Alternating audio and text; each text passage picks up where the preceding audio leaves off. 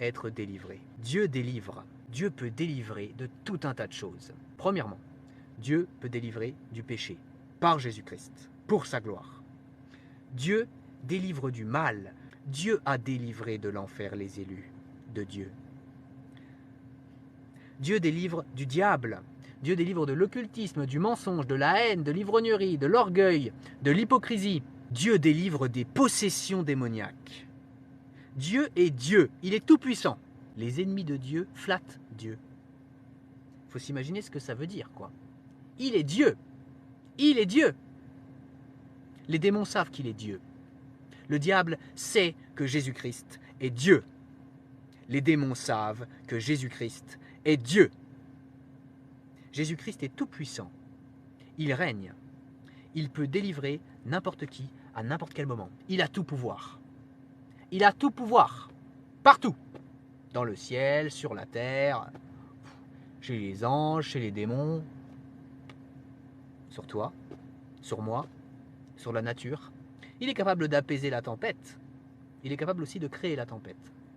Il est capable de tout faire. Il est capable de marcher sur l'eau, en pleine tempête. J'imagine tout ce qui me vient à la tête. Hein. Il est capable de tout faire. Tout. Il peut délivrer qui il veut. Il est Dieu. Ce n'est pas un pantin. Ce n'est pas un pigeon. Ce n'est pas quelqu'un qu'on manipule. Il est Dieu. Il est réel. Jésus-Christ est Dieu. Il est Dieu. Et il revient bientôt. Dieu a délivré les Juifs d'Égypte, de l'esclavage en Égypte. Et Dieu a délivré les chrétiens authentiques, ceux qui ont le Saint-Esprit, du péché, du mal et de l'enfer et du diable. Voilà ce que fait Dieu et ce qu'a fait Dieu. La délivrance. Pourquoi ? Pourquoi est-ce que Dieu délivre ? La question que je te pose aujourd'hui, c'est est-ce que tu vis dans la délivrance de Dieu vis-à-vis du péché, hein ? Ou est-ce que tu vis dans les chaînes du péché, dans les chaînes du diable, le mensonge, l'occultisme, l'ivrognerie, la pornographie, etc. Même après un seul péché, pour ceux et celles qui ne sont pas élus de Dieu, il y aura l'enfer éternel. Un lieu de souffrance éternelle, où il y aura des pleurs et des grincements de dents. Ce sera terrible l'enfer, hein ? On ne se moque pas de Dieu.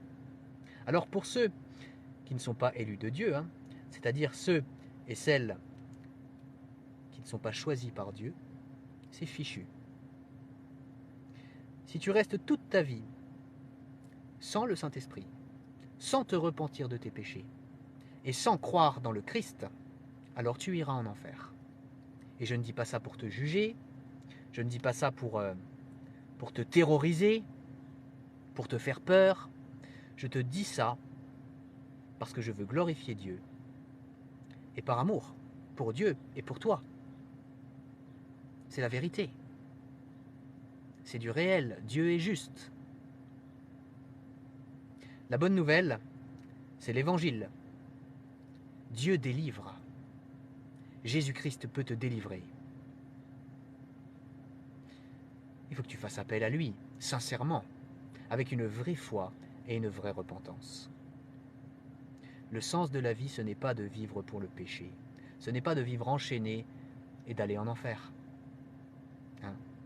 Le sens de la vie, c'est de vivre pour la gloire de Dieu, dès maintenant, chaque jour qui passe, dans cette vie humaine, et que ça se prolonge dans l'éternité au paradis, là où il n'y aura plus jamais aucune souffrance, la vie éternelle pour la gloire de Dieu. La Bible dit, « Car Dieu a tant aimé le monde, qu'il a donné son Fils unique, afin que quiconque croit en lui ne périsse pas, mais qu'il ait la vie éternelle. » Tu veux être délivré du péché, du diable, du monde et de ses convoitises. Alors je t'invite à mettre ton prénom en commentaire à cette vidéo. Et voici les deux choses que tu dois faire, la foi et la repentance. Premièrement, la foi. Il faut que tu crois que Jésus-Christ est Dieu, E-S-T. Il faut que tu crois que Jésus-Christ est le seul Fils de Dieu. Il est les deux. Dieu est le seul Fils de Dieu. Et il faut que tu le crois. Il faut que tu crois que Jésus-Christ est venu sur terre en tant que 100% homme et 100% Dieu pour payer pour tous tes péchés. Il faut que tu crois que Jésus-Christ a souffert pour tous tes péchés. Il faut que tu crois que Jésus-Christ est mort pour tous tes péchés, sur la croix. Il faut que tu crois que Jésus-Christ a payé toute la justice de Dieu pour tous tes péchés, à ta place. Il faut que tu crois que Jésus-Christ a payé ton enfer éternel, à ta place. Et je ne dis pas que Jésus-Christ est allé souffrir en enfer. Ça, je n'ai pas trouvé d'endroit où c'est écrit dans la Bible. Mais ce que je te dis, c'est qu'il faut que tu crois que Jésus-Christ a payé ton enfer éternel à ta place. C'est-à-dire qu'il a réussi à payer ta punition illimitée en un temps limité. Voilà ce qu'il faut que tu crois. Et il faut que tu crois que Dieu a ressuscité Jésus-Christ au 3e jour. Et que Jésus-Christ ne mourra plus jamais. Que Jésus-Christ est victorieux sur la mort, sur le péché, sur le monde, sur le diable. Et que Jésus-Christ est vivant pour toujours. Que c'est bien Dieu qui a ressuscité Jésus-Christ au 3e jour. Et la deuxième chose qu'il faut que tu fasses, si tu as accepté de croire tout ce que je viens d'expliquer là, c'est la repentance. C'est-à-dire qu'il faut que tu parles à Dieu en le priant. Et il faut que tu lui dises combien tu regrettes de lui avoir fait du mal par tes péchés. Il faut que tu t'engages devant Dieu à ne plus recommencer à pratiquer le péché sous n'importe laquelle de ses formes. Et il faut que tu cites tes fautes, tes péchés à Dieu, et il faut que tu lui demandes pardon. Alors arrête cette vidéo maintenant et pratique cette repentance. Gloire à Dieu. Gloire au Dieu qui délivre du mal. Délivre-nous du mal. Tu peux prier ça à Dieu. Délivre-nous du mal. Abonne-toi. Republie cette vidéo. Partage cette vidéo. Répands l'évangile.